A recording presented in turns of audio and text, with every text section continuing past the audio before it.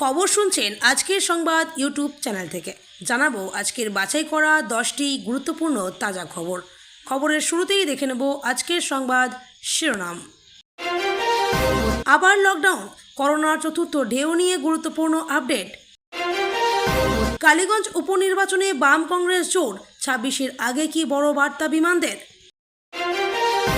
নির্বাচন নিয়ে ইউনূসের ওপর চাপ বৃদ্ধি, ডিসেম্বরে না হলে কখনোই ভোট হবে না আশঙ্কা বিএনপির। ছি, মমতা পুলিশের মা, বউ তুলে গালি, ফের কি গ্রেপ্তার হবেন কেষ্ট।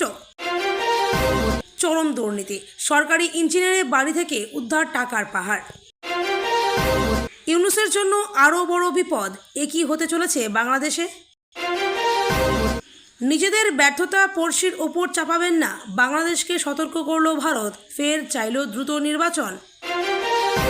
ক্ষমা চাওয়ার ন্যাকামি নয়, অনুব্রতর গ্রেপ্তার চাই শুভেন্দু। রাষ্ট্রপতি শাসনে ভোট, আবার হারাবো মমতা, শুভেন্দুর বড় চ্যালেঞ্জ। বাংলাদেশে মতুয়াদের ওপরে নির্মম হামলা চলছে, অভিযোগ শুভেন্দু অধিকারীর। ফোন কলে আইসিকে হুমকি অনুব্রতর, অবশেষে ভাইরাল ভিডিও নিয়ে মুখ খুলল থানা। সাহস থাকলে কালকেই ভোট করুন বাংলায়, দেখা যাবে, মোদিকে চ্যালেঞ্জ মমতার।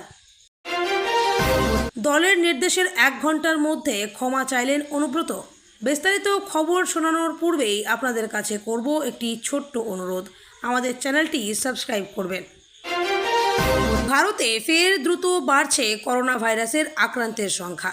বর্তমানে সক্রিয় রোগীর সংখ্যা 1255 পৌঁছেছে এবং মোট মৃতের সংখ্যা 13।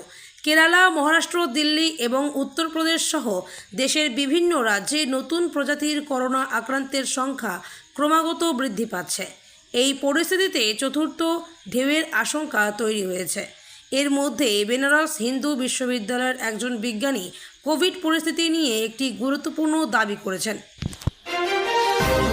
বছর ঘুরলেই রাজ্যে বিধানসভা নির্বাচন, তার আগে কি ফের কংগ্রেসের সঙ্গে হাত মিলিয়ে নির্বাচনে লড়তে চলেছে বামেরা? কয়েকদিন পরই নদিয়ার কালীগঞ্জ বিধানসভা কেন্দ্রের উপনির্বাচন। সেই উপনির্বাচনে কংগ্রেসের সঙ্গে বামেদের জোটের সম্ভাবনা ক্রমশ জোরালো হচ্ছে। শুক্রবারই তা স্পষ্ট হওয়ার সম্ভাবনা রয়েছে। 2016 এবং 2021 সালের বিধানসভা নির্বাচনে কংগ্রেসের সঙ্গে জোট করেছিল বামেরা। 24-এর লোকসভা নির্বাচনেও তারা জোট করেছিল।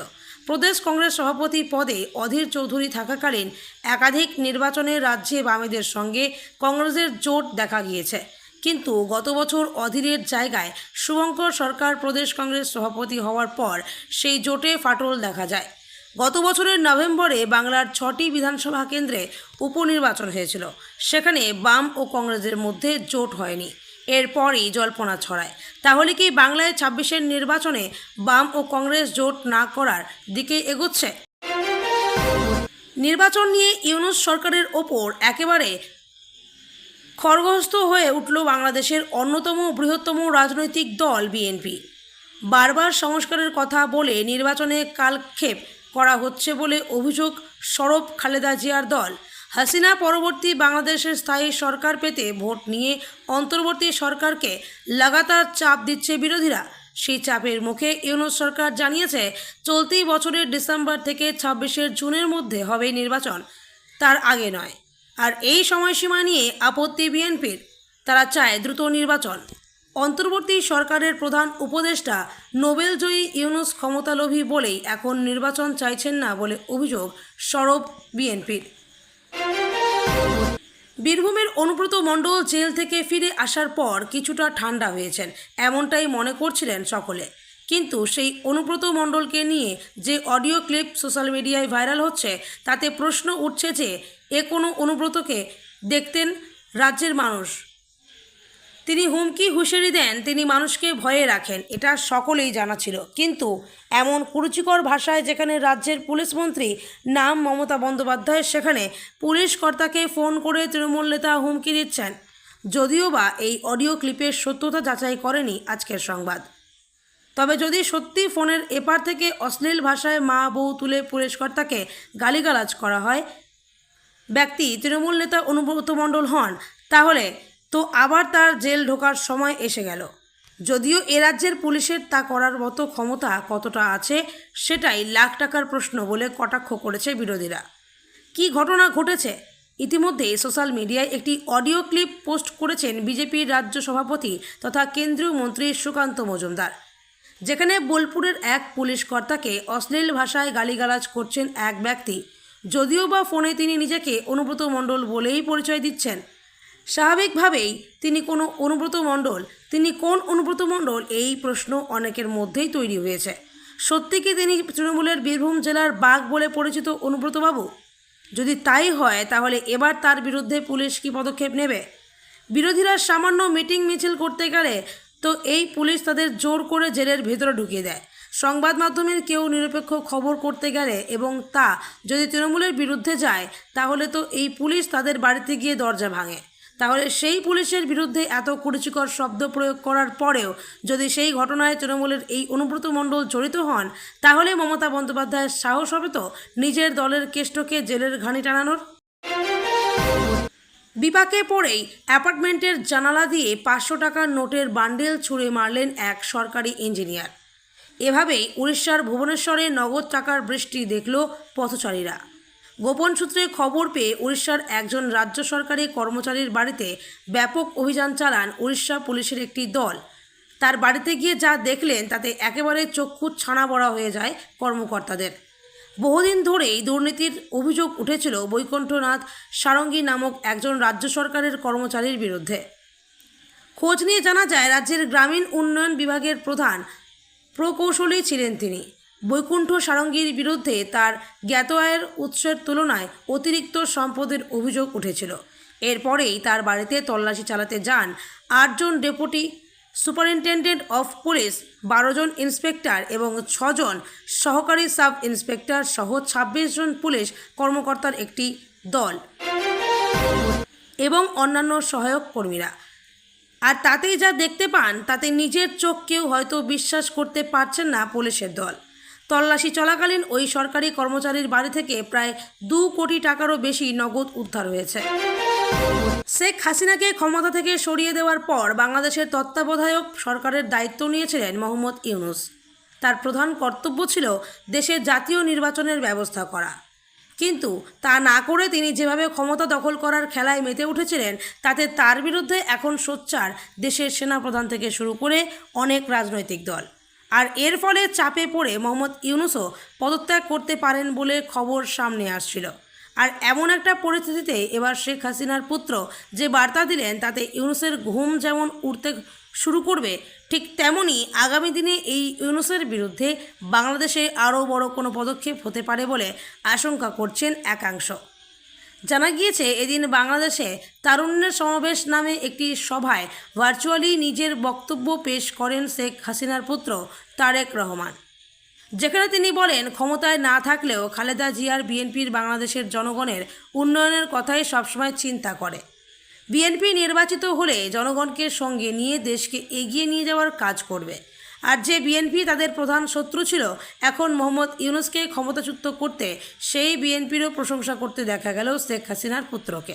শুধু তাই নয়, দিল্লি নয়, পিন্ডি নয়, অন্য কোনো দেশ, সবার আগে বাংলাদেশ, এই স্লোগানও তুলতে দেখা যায় তাকে।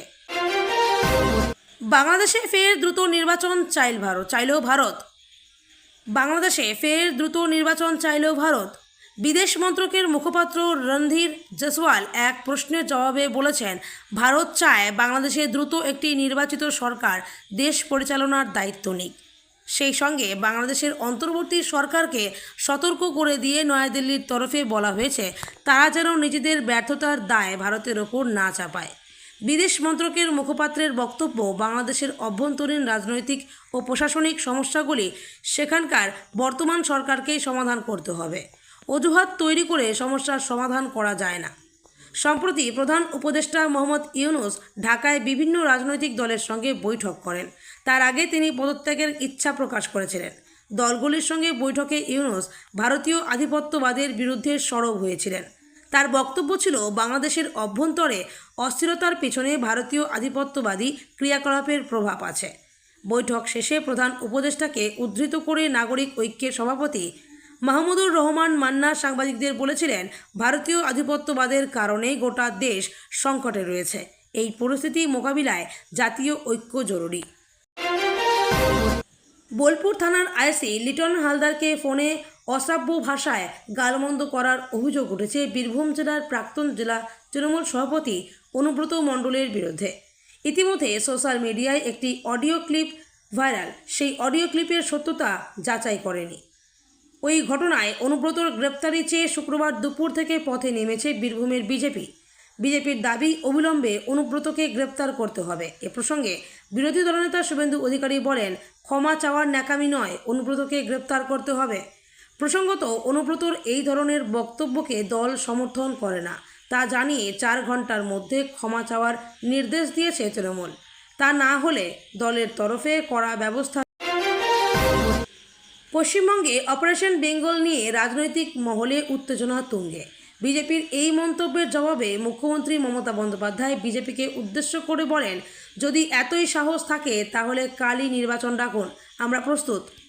মুখ্যমন্ত্রীর এই মন্তব্যের পাল্টা দিয়েছেন বিরোধী দলনেতা শুভেন্দু অধিকারী। তিনি দাবি করেন, মমতা বন্দ্যোপাধ্যায়কে হারানোর জন্য তিনি যথেষ্ট এবং 2026 সালের বিধানসভা নির্বাচনে তিনি আবারও মমতাকে হারাবেন। বৃহস্পতিবার আলিপুরদুয়ারে প্রধানমন্ত্রী নরেন্দ্র মোদী জনসভা থেকে কার্যত রাজ্যের বিধানসভা নির্বাচনের দামামা বেজে যায়।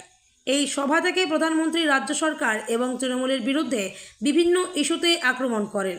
একই সভায় বিজেপির রাজ্য সভাপতি সুকান্ত মজুমদার অপারেশন পশ্চিমবঙ্গ এর উল্লেখ করেন এবং বলেন, মোদীর নেতৃত্বে বিজেপি নেতারা এই অপারেশন পশ্চিমবঙ্গ করবে। বিজেপির রাজ্য সভাপতির এই মন্তব্যের তীব্র নিন্দা করেন মুখ্যমন্ত্রী মমতা বন্দ্যোপাধ্যায়। শুভেন্দু অধিকারী পাল্টা বলেন, মমতা বন্দ্যোপাধ্যায় মহিলাদের সিঁদুর মুছতে ভালোবাসেন। মোদিজির সঙ্গে লড়তে হবে না, আমি লড়েই হেরেছি, আবার 2026 সালে হারাবো। তিনি আরও বলেন, মোদিজি একটা গঙ্গা মহাসমুদ্র, উনি কালীঘাটের নালা। কার সঙ্গে কার তুলনা করছেন? আমি হারিয়েছি, আগে আমার সঙ্গে লড়ুন, তারপর মোদিজি। শুভেন্দু অধিকারীর দাবি, রাষ্ট্রপতি শাসনে নির্বাচন হলে তৃণমূল 200 আসনে হারবে এবং মমতা বন্দ্যোপাধ্যায় তৃতীয় হবেন। শুক্রবার বিরোধী দলনেতা শুভেন্দু অধিকারী সহ 6 বিজেপি বিধায়ক যান কলকাতায় পার্ক সার্কাসে বাংলাদেশ উপ হাই কমিশন অফিসে। সেখানে তারা দেখা করেন, তাদের দাবি সম্বলিত ডেপুটেশন জমা দেন। বাংলাদেশে হিন্দুদের ওপর হামলার ঘটনায় বিরোধী দলনেতা শুভেন্দু অধিকারী সাংবাদিকদের মুখোমুখি হয়ে জানান, মতুয়া সম্প্রদায়ের অনেক আত্মীয় ওপার বাংলায় আছে। বাংলাদেশে মতুয়াদের বাড়ি পুড়িয়ে দেওয়া হচ্ছে, আমাদের আত্মীয়ের বাড়ি বাংলাদেশে পুড়িয়ে দেওয়া হয়েছে। শুক্রবার তার সঙ্গে মতুয়া সম্প্রদায়ের বিধায়করা এসেছেন বলে জানান তিনি। বাংলাদেশে যে ঘটনা ঘটছে এটা বাংলাদেশের অভ্যন্তরীণ ঘটনা। বীরভূম জেলা তৃণমূলের কোর কমিটির সদস্য এবং প্রাক্তন জেলা সভাপতি অনুব্রত মণ্ডলের বিরুদ্ধে আবারও পুলিশকে হুমকি দেওয়ার গুরুতর অভিযোগ উঠেছে।